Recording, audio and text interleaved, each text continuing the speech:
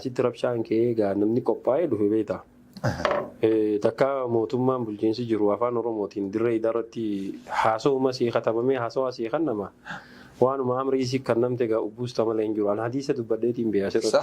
Warri iidni keenya iida nagee akkan taane islaamni magaa islaamaa nagee akkan taane warri barbaadu waan jiruuf jecha obboleeyyan keenya wal qabannee jallaa fi gorfannee sodaa rabbii taqwaa rabbiif keessa qabannee yoo wal cinaa dhaabbannee ulamaa inni jirti hadiisa rasuulli sallallahu alayhi wasallam himu wajji wal qabatee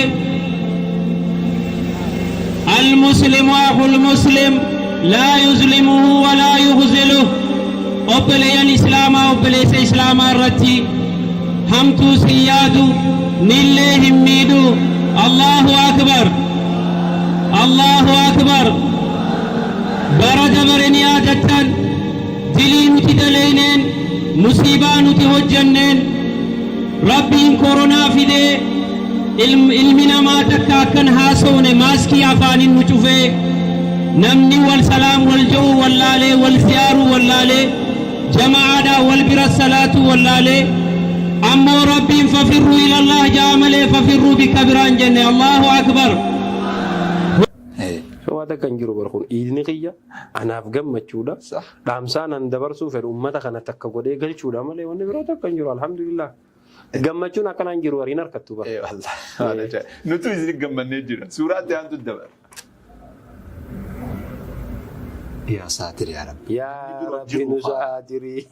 Jechi kiyya namni ni dhabame moo maali naan gal. Lakkii maaliif seete reefu siimee ba annadaafatu nisful iimaani ja'anii tanaa bara amma namni keenya magaalaan tuni abbummaaf nu qabdi.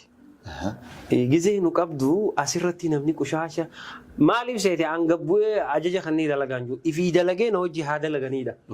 Yoo magaalaa namni fuudhee amma gaaf galaanni deenya kana mana meeqa seene mana dorgorsee mootummaan dhufee akka galaana irraa hiidu fedhan. Mana isaa yoo hantuunni seene akka seentee irraa ajjeestu fedhan hin ta'u gaadeeroo ani uummataan haa barannu jennee kunoo haruma jira amma baranii akkam nu godhan seete. Sabtii dhufu jimmata fuudhanii qushaasha walitti qabanii kantiibaa dhufee haara jaanii nama ulaa dura qaba. Kun ga'ummaa namni magaalaa fi qushaasheessa. Injiru wallahi yaa'e kun zulmii bara. Ficcaan unoo haayilaandii qabaas keessa gisee agartuu waan dilaatu jira. Namni amma ati khadiiruu akkanumatti qiibee hin anjaa maaliif hin tuqaan duris dalagaatiin guddadee ammaas ni dalaga. Boru yoon gabbuu illee ni dalaga uummata kiyyaa wajji. Kuni qabrii duuba ni yaadadha. Ama tuma kana moo kadabare? No ama tuma kana ganaani. Eegalee kunoo takka sabtii adda murreen beenu sabtii takka ni utaalla sabtii takka amma kunoo sabtii fuula duraa kanallee ni qabna qulqullina. Hedduu bareedamee. Beeta Laqsaa alhamdulillah.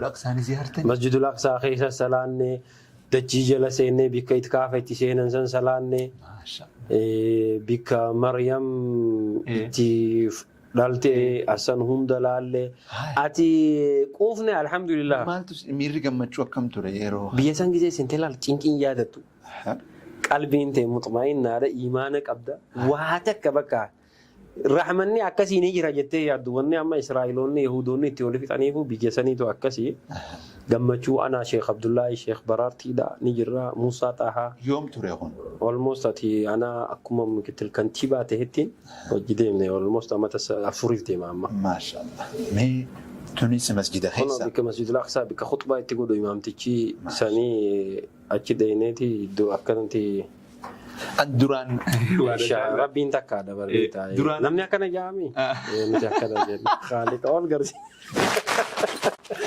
duraan Afrikaa tana keessa namni irra dheeraa ni jira sa'uun turre amma hunoo si arge